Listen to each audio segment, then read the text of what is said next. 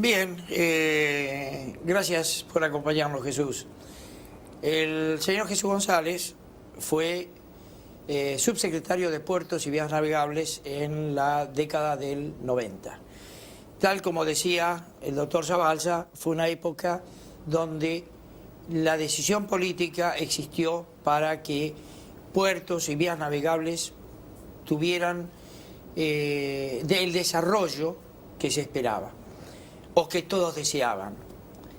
Jesús tuvo a su cargo dos de las privatizaciones que no generaron ningún problema, ni anterior ni posterior, totalmente diferentes a Telefónica, Aerolíneas, YPF.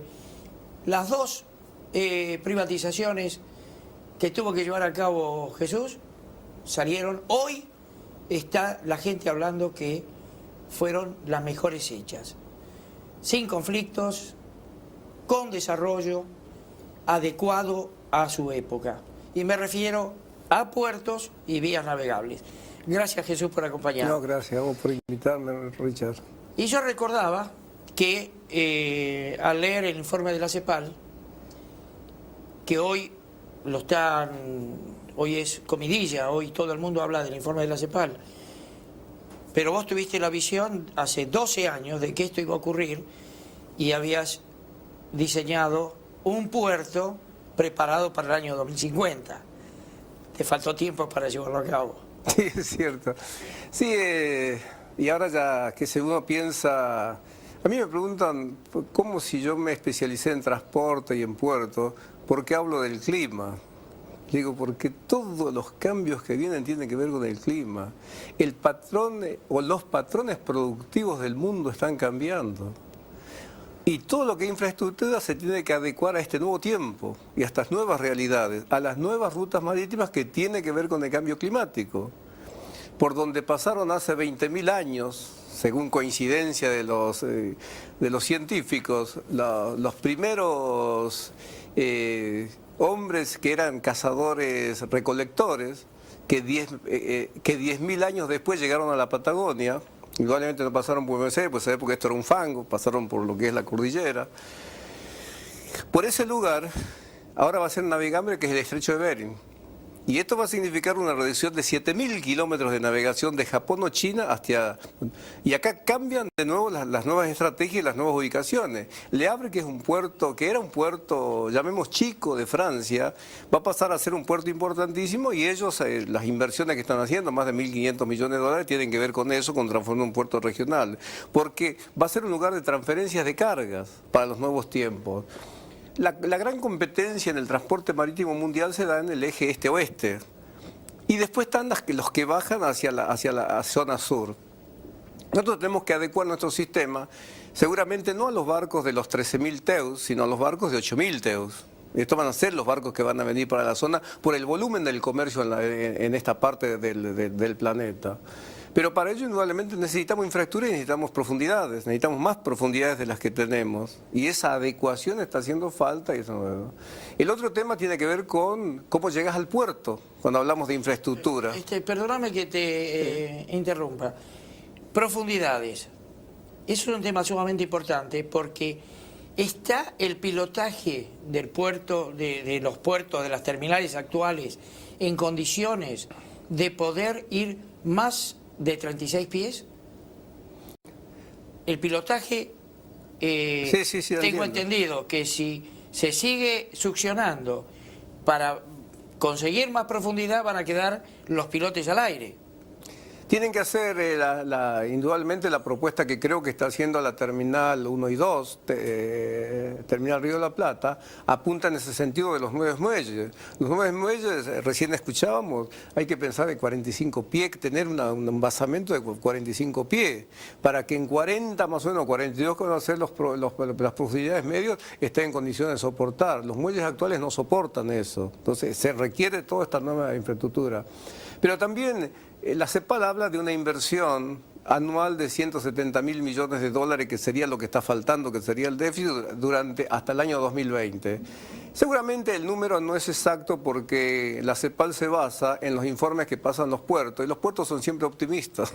No hay puerto que diga yo estoy mal. Generalmente Seguro. el puerto es bueno y culpa a su entorno, que generalmente es cierto, es el entorno. Si yo preguntara hoy dirían, Sí, no, sí. pero si el país está óptimo para recibir lo que sea. Sí, seguro. Sí, actualmente ya tenemos lugares donde colapsa todo el tema de las cargas. Y bueno, esta infraestructura, hay que pensar en cómo llegamos al puerto, el ferrocarril.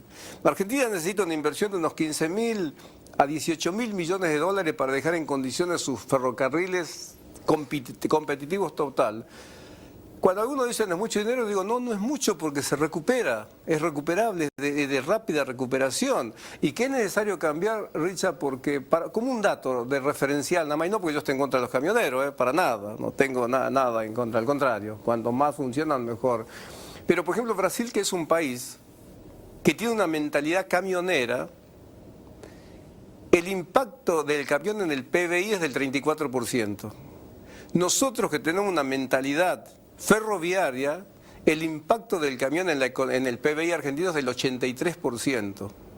Si no corregimos esto, si no paramos esto de tener que llevar cargas, papeles para alguna marca de hamburguesas, desde Ushuaia hasta San Pablo o alguna de las ciudades que tienen que ver con el estado de San Pablo, y que vuelven esto y que a veces estos camioneros están 30 o 40 días fuera de la casa, indudablemente los costos no van a cerrar.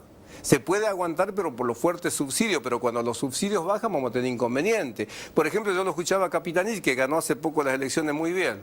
Entonces él decía, el Chaco aumentó, y es cierto, pasó de 90.000 toneladas, de 90.000 hectáreas sembradas de algodón a 400.000, porque mejoró con el tema de la biotecnología, y la tecnología, la fibra es mucho más competitiva. Y 700.000 hectáreas de soja.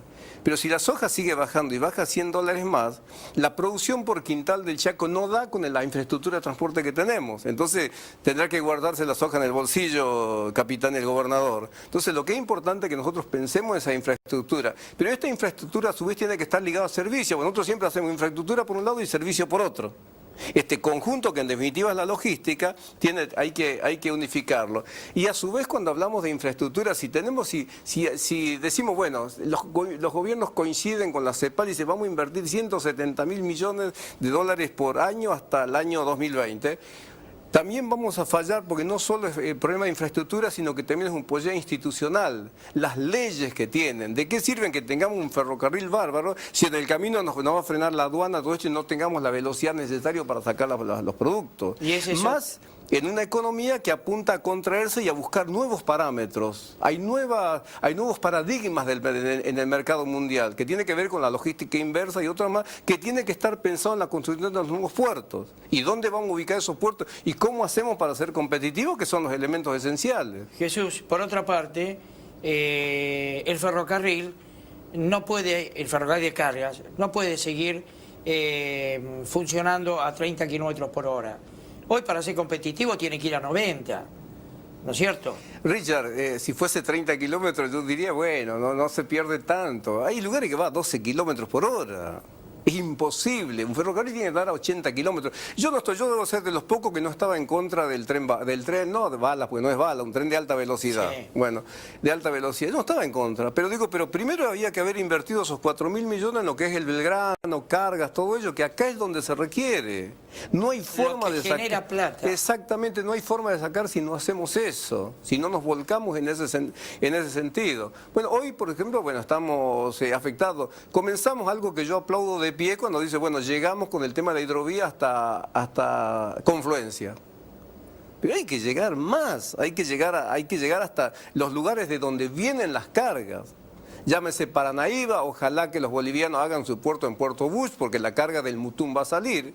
Porque todas las condiciones del mercado mundial cambian, Richard, en el 2003, cuando China compra 43 millones de toneladas más de mineral de hierro de lo que venía comprando. Ahí cambió todo, ahí se empezó a comer, ahí se empezó a vender soja y ahí se cambiaron estas condiciones.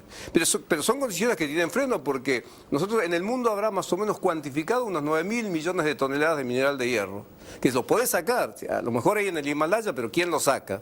Entonces, estas condiciones. ¿Quiénes han avanzado? ¿Quiénes han marcado su estrategia hacia tomar todo esto? Los chinos. No importa si tiene mucho azufre, si no tiene lo que fuera, requieren todo esto. Bueno, nosotros tendríamos que adecuarnos a este nuevo tiempo. ¿Y cómo vamos a salir de esto? Para esto necesitamos inversiones, necesitamos una actividad portuaria. Es bastante, seguramente el interventor o el administrador no podía hacer otra cosa o lo que fuera por las condiciones que hace un momento se hablaba acá en el programa. Pero el Puerto de Buenos Aires dan una prórroga a una terminal por 3 años más. En esos 3 años más no puede hacer ningún tipo de inversión, no puede hacer nada. A lo sumo tendrá que estar diciendo me quedo, me voy a deshojar la margarita. Es una tranquilidad para los trabajadores que mantienen la fuente de trabajo. Pero por 3 años más. Por 3 años más, pero además Sí. lo lógico sería quizás garantizar la permanencia de la gente, pero ya ir pensando si va a haber un nuevo operador a 30 años con las inversiones que Pero seguro, pero además en Buenos Aires no hay una mentalidad, porque yo dijese, si, bueno, pasa a la ciudad, y uno dice, bueno, hay una mentalidad portuaria, uno aplaudiría, pero no se le puede aplaudir ni a Macri, ni anteriormente a De la Rúa, porque no importa el gobierno que sea, están en contra del puerto en la ciudad. Seguro.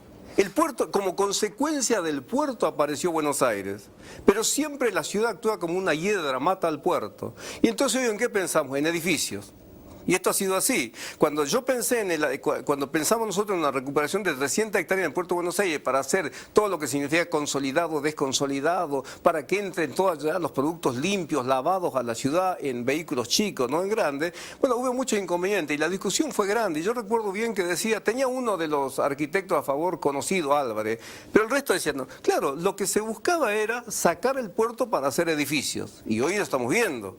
Hoy estamos viendo que los edificios antes decían van a molestar a los aviones, qué sé yo, no parece que no molesta nada, que las cosas que se sigue haciendo. Entonces, ¿qué es lo que apuntamos en esto? Si esto va a ocurrir con Buenos Aires, así como va a Buenos Aires no tiene mucha vida, podrá quedar una terminal, serán 10, 15 años, no más de eso. Es un poco como estos patrones productivos que va a modificar los cultivos en el país. Pero, entonces, ¿qué hay como esperanza? Nace el Puerto de la Plata. Que nosotros ya veníamos hablando, recuerdas, hace mucho tiempo sobre lo que significaba eso, por los costos. Seguramente va a haber que adecuar, va a haber que ajustar el peaje, porque Buenos Aires ha sido el que paga el peaje, el gran peso del peaje vino sobre el Puerto de Buenos Aires, porque había que generar una especie de reivindicación histórica hacia las provincias. Por eso varió esto.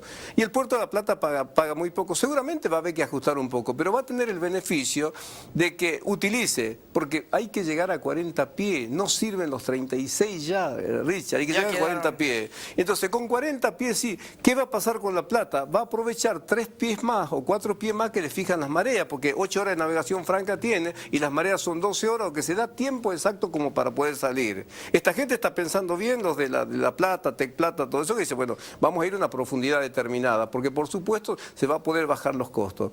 Y está bien pensado porque están llegando todo lo que significa infraestructura. Hay que arreglar el ferrocarril, por supuesto, pero bueno, yo veo inversiones en todo lo que significa el circuito de la Ruta 6, este segundo anillo que sería el Buen Aire, que terminaría entre Berazategui y Ensenada. Condiciones que van a dar para un mejoramiento notable en lo que significa la logística, pero que es importante que se haga, que es importante que se salga adelante, que no se pongan tantos frenos. Entramos en toda una situación que nos genera dificultades. Si no, nosotros, ¿a qué avanzamos? A que seamos puerto feeder.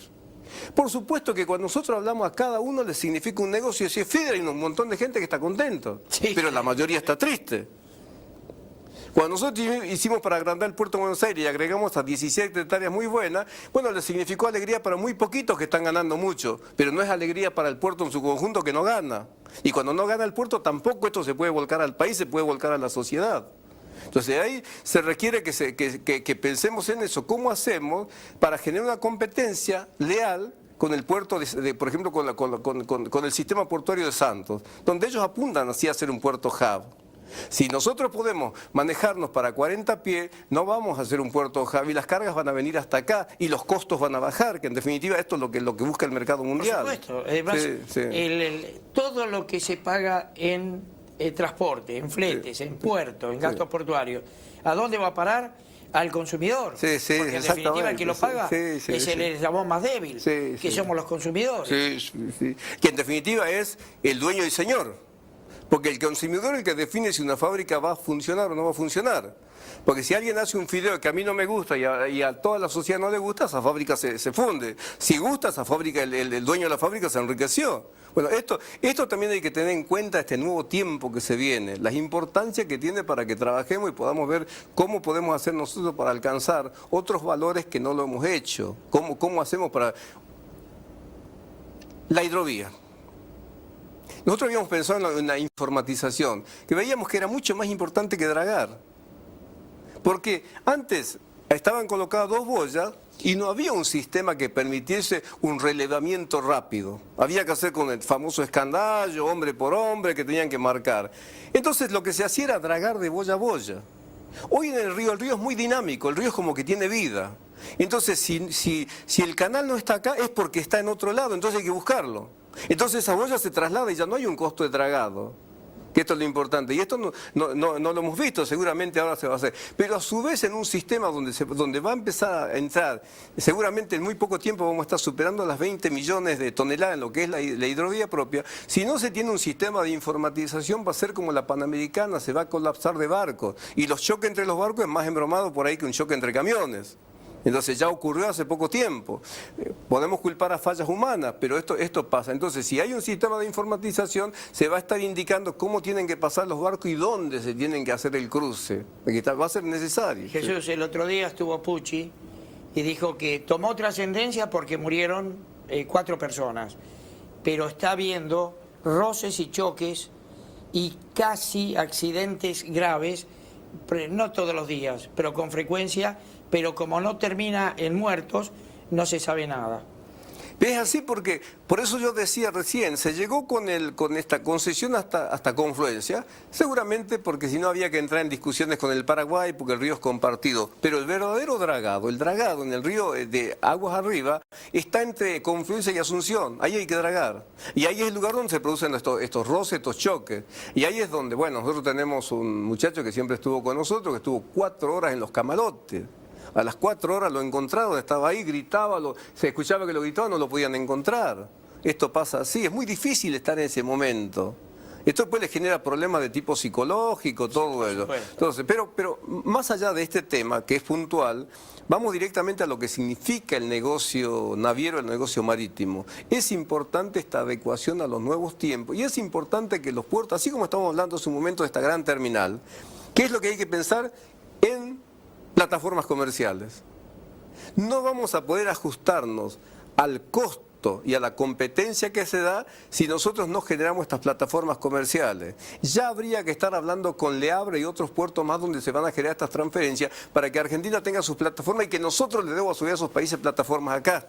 Jesús, terminando ya, 1 minuto. Estás como consultor y analista en estos temas. ¿Te consultan? Muy difícil. No, más que no me consultan, no me invitan a la conferencia. Gracias, Jesús. El 17, 18 hay una conferencia muy importante de todos estos temas que se hacen en la CAI, ¿no? En el Consejo de Ingeniería Naval. El Consejo de Ingeniería. Sí, la que está por la Cerrito 800, algo así. Ese es el problema que tenemos, Richard. No hay continuidad. La presidenta pedía continuidad en estas cosas políticas, pero generalmente no ocurre en el país estas cosas. Gracias, Jesús. No, gracias. Vamos a un corte, por favor.